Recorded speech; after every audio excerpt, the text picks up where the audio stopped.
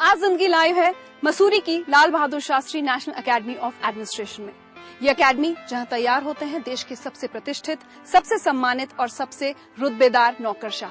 हर परिवार, हर माता पिता का ये सपना होता है कि उनका बच्चा डीएम कमिश्नर बने, और यही सपना आंखों में लिए हर साल लाखों नौजवान यूपीएससी का एग्जाम देते हैं, दिन रात मेहनत करते हैं, दीन दुनिया को भूलकर पढ़ाई में जुटे रहते हैं।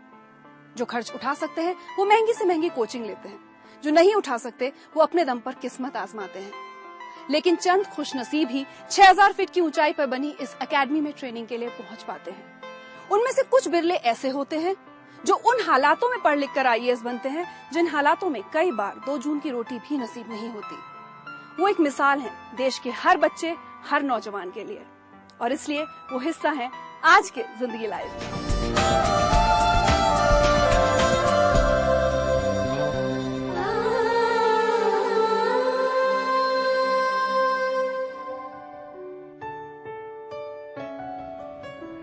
ये खेत कभी प्रेम कुमार सिन्हा के हुआ करते थे। कहते हैं किसान अपने खेत को बेटे से भी बढ़कर प्यार करता है, लेकिन सोचिए वो भी क्या जुनून होता होगा कि एक किसान पिता अपने बेटे को पढ़ाने के लिए अपने खेत ही बेच दे, खुद के दिन बेगारी में बिताए, लेकिन बेटे का सबसे कीमती सपना ना टूटने दे।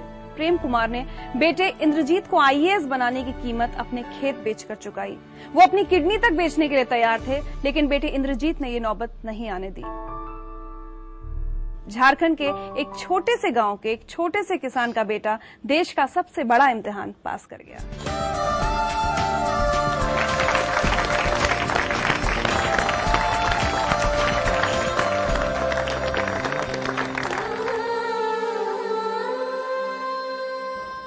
इंद्रजीत, सिर्फ 24 साल की उम्र और देश की सबसे बड़ी सरकारी नौकरी, सब कुछ सपने जैसा लगता है?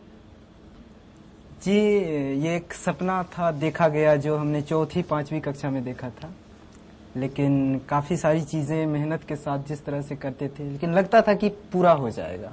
एक बच्चा ये सपना देखता हो कि वो एक दिन आईएएस बनेगा, सुनकर थोड़ा अजीब सा लगता है। जी, अजीब तो है, लेकिन कहते हैं ना कि जब सपनों के लिए इरादा हो कि हाँ, इच्छा नहीं होनी चाहिए, इरादा अगर हो तो फिर सारी चीजें, ये खेत, ये खलिहान, ये जो माँ का चूल्हा फूंकना, या फिर ये जो मिट्टी की जो दीवार है जो फट गई है, या फिर छप्पर टूट गया है, उसके ऊपर एक एडवेस्टस रख दिया गया है, तो इससे जो जीवन के प्रति जो अनुभव बनता है उसे जब कागज पर उतार देते हैं तो फिर यूपीएससी तो क्या, दुनिया की कोई भी सबसे बड़ी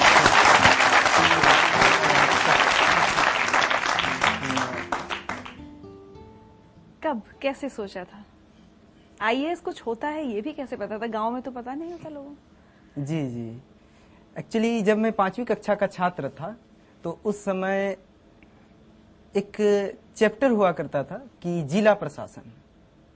तो फिर मैंने पूछा था अपने सर से कि सर, जिला का मालिक कौन होता है? तो उन्होंने कहा था डीएम होता है। तो फिर मैंने कहा कि वो करता क्या है? तो उन्होंने कहा कि वो सड़क देता है, बिजली देता है, जिनके जो भूखे हैं उनको रोटी देता है, पानी देता है, ये सारी सुविधाएं उपलब्ध कराता है। तो उस दिन से हमारे मन में ये इच्छा हुई थी उस समय कि जो मुझे भी आईएएस ही बनना है। गांव से इससे पहले कोई, मुझे लगता है कि कितने पढ़े लिखे लोग निकले होंगे आपके गांव से? बहुत कम जो पढ़ने के लिए बाहर गए होंगे।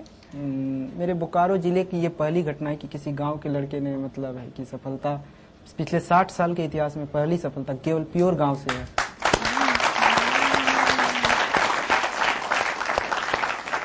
झारखंड से दिल्ली आए थे आप तैयारी करने के लिए? जी हाँ, ग्रेजुएशन करने के तुरंत बाद मैंने सोचा था कि दिल्ली जाके तैयारी किया जाए। दिल्ली में आके बहुत अच्छे मित्र मिले और जिनके साथ मिलके हमने तैयारी की, अच्छी रणनीति बनाई और सबका सहयोग लिया।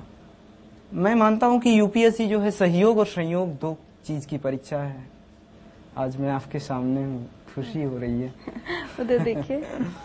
भैया, हम लोगों ने एक सपना देखा था, तुम्हें लाल बत्ती मिले, हमारा परिवार सुधरे, हम लोग भी अपने जो सामाजिक प्रतिबद्धता है, जो हम लोग चाहते हैं वो हमें मिले। बाबूजी ने तुम्हें हर वक्त कहा कि भैया कि बेटा अपने सपनों की उड़ान को कमजोर मत होने दो, पंख फैला के उड़ो, जितना हो सकता है उनकी पढ़ाई और हमारी थोड़ी मोड़ी हो सकता है हमारी जो जरूरत है उसके भी समझौता किया गया, लेकिन उनके पढ़ाई के साथ कोई समझौता नहीं।